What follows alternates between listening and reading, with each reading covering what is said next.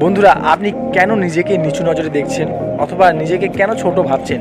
আপনি কি জানেন মানুষ পৃথিবীর সর্বশ্রেষ্ঠ জীব এবং পৃথিবীতে যা কিছু তৈরি হয়েছে মানুষ তৈরি করেছে। যেমন মানুষ চাঁদে যাওয়ার রকেট তৈরি করে দিয়েছে, এক জায়গা থেকে আরেক জায়গায় যাওয়ার গাড়ি তৈরি করে দিচ্ছে, মানুষ মোবাইল আবিষ্কার করেছে, মানুষ সমস্ত কিছু তৈরি করেছে যেগুলো মানুষের কাজে লাগে। আপনারা ভাবুন তো, সমুদ্রের উপরে মানুষ ব্রিজ তৈরি করে দিয়েছে।